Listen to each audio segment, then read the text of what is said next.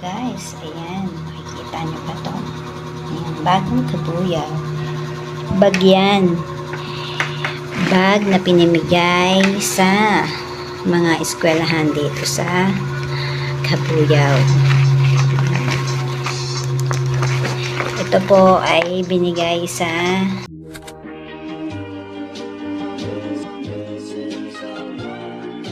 dito na naman ako sa Kabuyaw. Yes. Kasama ko yung aking kapatid.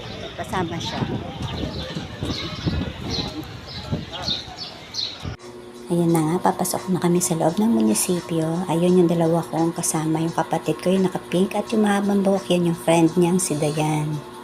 Ayan. May sinama ako dito ng kapatid ko dahil kukuha kami ng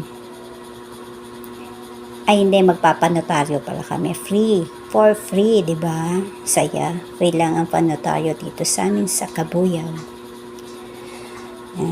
Ayan ang aming loob ng munisipyo. Konting pasilip lang po.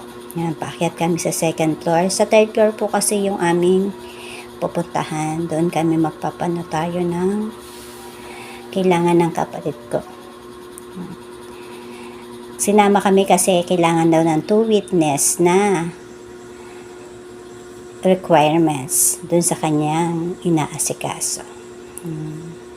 Ayan silang dalawa nangunguna kasi ako'y busy sa pagbibideo sa kanila. So, ayan na nga po, nasa third floor na kami. Ayan, sinusundan ko yung kapatid ko. So ayan, free notaryo. Tapos ayan yung kapatid ko, humihingi muna siya ng numbers at pinapacheck ang kanyang requirements kung kompleto na ba. So ayan na nga, upo muna ako dyan habang nahingi ng numbers ang kapatid ko. So hintay kami kung kailan ang turn niya. Tapos kami dalawa ng kasama niya, ng kaibigan niya na si Dayan, ay magwe-wait lang kung kailan kailangan ng aming pirma. Ito kami ni Dayan. Meron na rin siyang YouTube channel. Bagong-bago, fresh na fresh. Dayan Family Vlog. Friend siya ng aking kapatid na si Jean. Mamaya magtuturuan pa kami. Sige, later. So, yan. Ayan, nakapila na yung kapatid ko. Malapit na siyang pumasok sa loob. Isa na lang. Oh. Siya na, turn na niya. Kaya nga, nagpirmahan na kami. Diba? Ang bilis.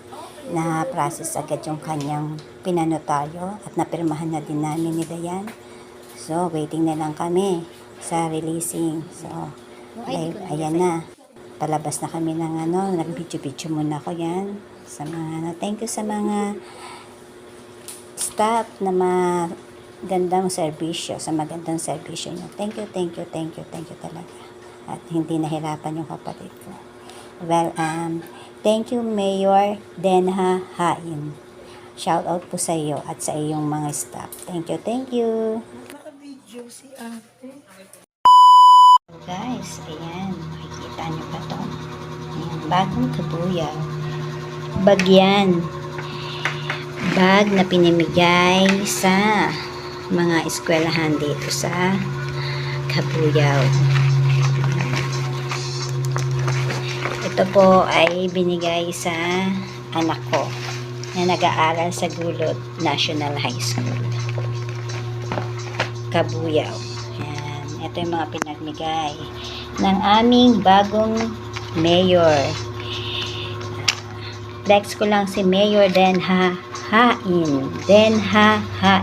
Ang aming bagong mayor. Ayan po ang mga pinamigay niya. Ito po. Whiteboard. Ito pa, mga school supplies. Meron din dito. Ito pinakagusto ko dito. Calculator. Yung scientific calculator kasi gamit na gamit to ng mga anak ko. Thank you mayors. May mga palibreng school supplies. First time po namin maka-receive ng ganito.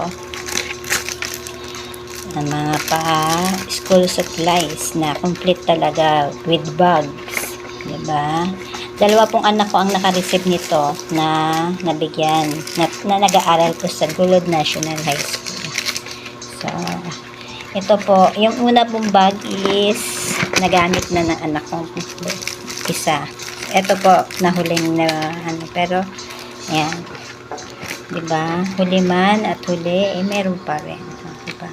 Galing. Shoutout po kay Mayor sa inyong free bag sa mga estudyante na nag-aaral sa public school. Thank you, thank you.